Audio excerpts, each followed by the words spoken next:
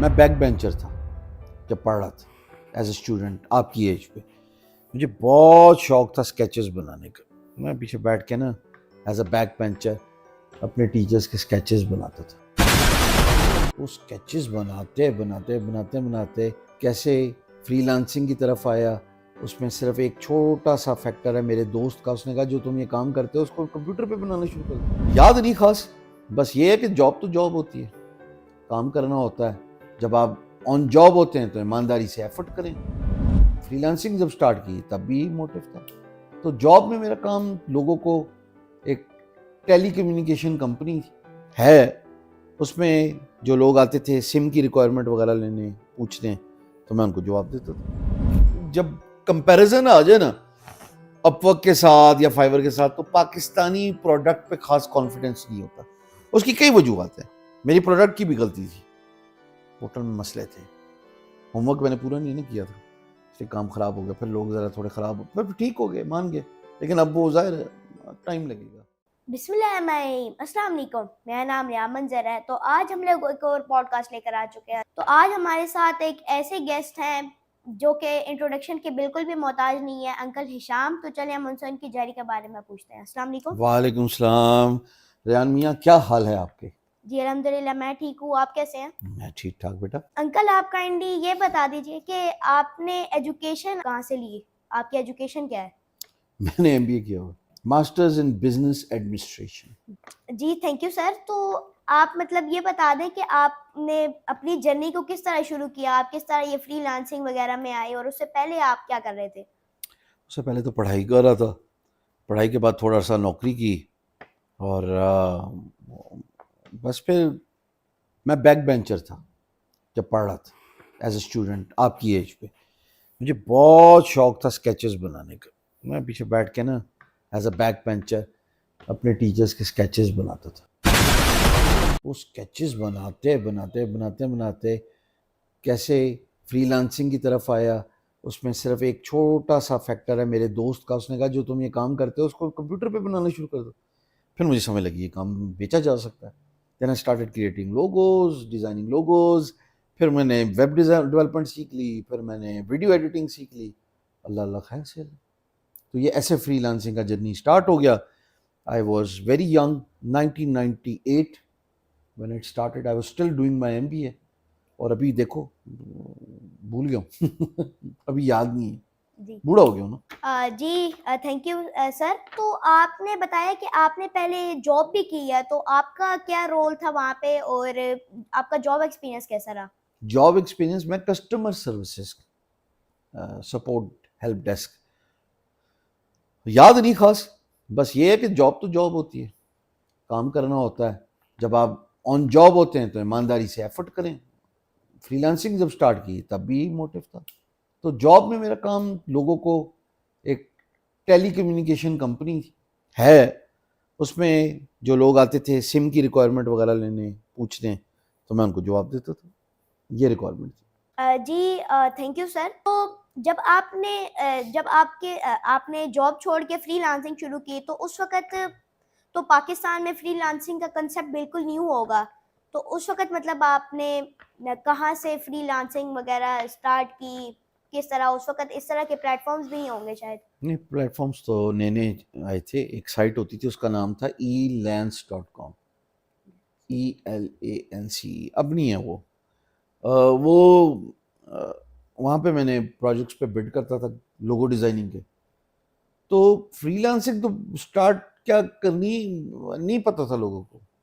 بالکل ایک آپ نے صحیح کہا رہا، نیو کانسیپٹ تھا. ایک بہت بڑی کمپنی تھی اسلام آباد میں، اس کا نام تھا، پتہ نہیں ابھی ہے نہیں ہے، اسلام آباد سافٹ ویئر فیکٹری. آج اگر وہ انٹرویو کو دیکھ رہا ہے تو ان میں سے کوئی ریچ آؤٹ کرے مجھے. بعد میں شاید گولڈ مائن بن گئی تھی، یہ ضرور یاد ہے. اس کے CEO مفتی صاحب تھے کوئی، مجھے تو میں ملا بھی نہیں ہوں. پر وہ چونکہ پاکستان میں یہ کمپنی تھی ISF اسلام آباد سافٹ ویئر فیکٹری، اور انڈیا میں ایک کمپنی تھی سائنیپس انڈیا. میں ان سے بہت انسپائر تھا.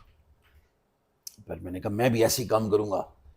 پھر وہ بریک کرتے تھے جب وہ بڈ کرتے تھے نا، پروجیکٹس پہ پلیسمنٹ کرتے تھے، یعنی پروجیکٹس پہ رسپونڈ کرتے تھے، کہتے تھے وی آر $1 ملین کمپنی. میں کتنے بڑا کام کیا انہوں نے.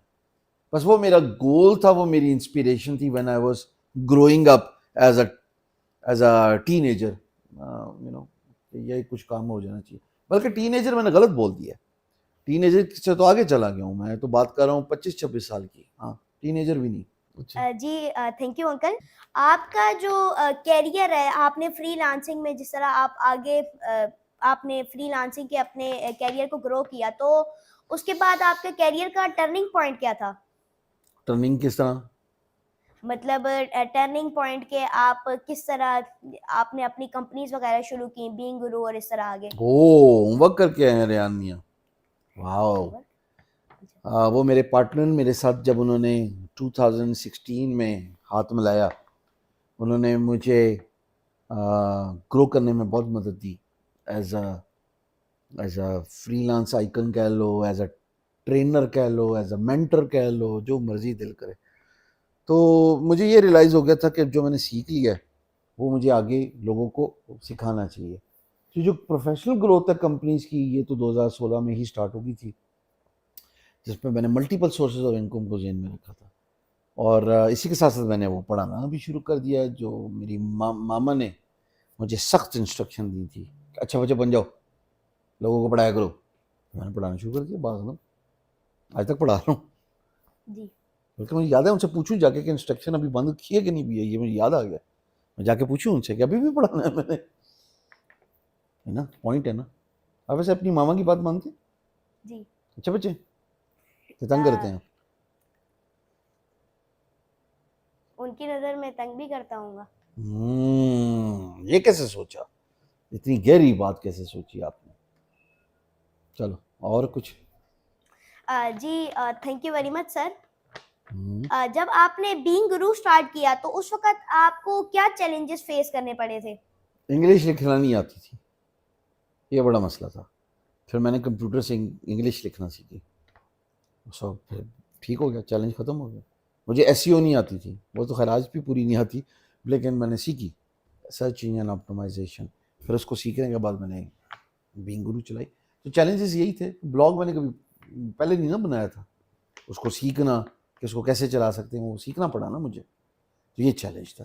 تو ہر نئے کام کو سیکھنا پڑتا نا بیٹے. جی جی تھینک یو ویری مچ سر. تو آپ کائنڈلی یہ بتا دیجئے کہ بینگ گرو کی سروسز کیا ہیں, یا بینگ گرو ہے کیا؟ بلاگ ہے, خیر سوری, ہے بلاگ, صرف انفارمیشن دیتا ہے, کوئی سروسز نہیں ہے, لوگوں کو پڑھاتا ہے. ابھی میں سوچ رہا ہوں کہ 2025 میں اس کو اسٹوڈنٹس فوکس بھی کروں, اسٹیم ایجوکیشن, اور اس کے بارے میں بھی بات کروں, اے آئی کی بات کروں, کوانٹم فزکس کی بات کروں, کوانٹم کمپیوٹر کی بات کروں. یہ دونوں الگ باتیں ہیں. میں بات کروں آگمنٹڈ ریالٹی کی. یہ بس میں نے مشکل 5-6 ورڈ سیکھ لیے ہیں, ابھی میں ان کے بارے میں بات کروں گا. ٹھیک ہے جی. جی تھینک یو سر. تو سر جب آپ نے بینگ گرو جب آپ چلا رہے تھے تو اس وقت آپ نے ورک چیسٹ کس طرح سٹارٹ کیا, اور اس کو چلتے ہوئے کتنا ٹائم ہوا؟ میں گیا تھا DigiSkills.pk. انہوں نے مجھے کہا کہ آپ آئیں اور ٹریننگ دیں فری لانسنگ کی. تو میں جب ٹریننگ دینے گیا تو میں نے یہ سوچا کہ اتنے زیادہ ٹرین لوگ ہو جائیں گے, 1 ملین پڑھانے تھے ان لوگوں نے, تو کہاں جائیں گے. پھر میں نے سوچا ان کے لیے مارکیٹ پلیس بناتے ہیں پاکستان میں. پھر میں نے ورک چیس بنا لی. جی تھینک یو سر. تو جب آپ نے مطلب ورک چیس شروع کی تو اس وقت آپ کو کیا کوئی چیلنجز آپ کو فیس کرنے پڑے ہوں؟ اس وقت بہت چیلنجز تھے. یہ بینگ گرو سے مختلف تھا. اس وقت چیلنجز یہ تھے ریان میاں کہ کیسے فری لانسرز کو کنونس کریں کہ پاکستان کے اندر ایک مارکیٹ پلیس ہے, ایک پورٹل ہے جہاں پہ کام مل سکتا ہے. لوگ بات نہیں مانتے تھے, ابھی بھی نہیں مانتے. تو اتنے جرنی کو 4 سال ہو گئے ہیں, 4.5 سال, ابھی 2 لاکھ یوزرز آ گئے ہیں, اس سے بھی زیادہ ہے ماشاء اللہ. لیکن وہ لوگ نہیں مانتے تھے. مطلب جب کمپیریزن آ جائے نا اپ ورک کے ساتھ یا فائیور کے ساتھ, تو پاکستانی پروڈکٹ پہ خاص کانفیڈنس نہیں ہوتا. اس کی کئی وجوہات ہیں. میری پروڈکٹ کی بھی غلطی تھی, پورٹل میں مسئلے تھے, ہوم ورک میں نے پورا نہیں نا کیا تھا, اس لیے کام خراب ہو گیا. پھر لوگ ذرا تھوڑے خراب ہو, پھر ٹھیک ہو گئے, مان گئے. لیکن اب وہ ظاہر ہے ٹائم لگے گا. ٹھیک اور ٹھیک اور ٹھیک. جی جی thank you sir. Uncle work chest کو مطلب ورک چیسٹ کے ابھی گولز کیا ہیں, آپ اس کو اگلے 5-10 سال میں کہاں دیکھتے ہیں دنیا میں؟ 1 ملین یوزر ہونا چاہیے, پروجیکٹس باہر سے آئے, اور پاکستانی فری لانسرز یا گگ اکانومی یا چھوٹے بچے بھی جو کام کرنا چاہتے ہیں گگ اکانومی سے تعلق رکھنے والے, وہ پیسے کمائیں نا. یہ دیکھو, دعا کرو یہ کام ہو جائے. جی انشاءاللہ.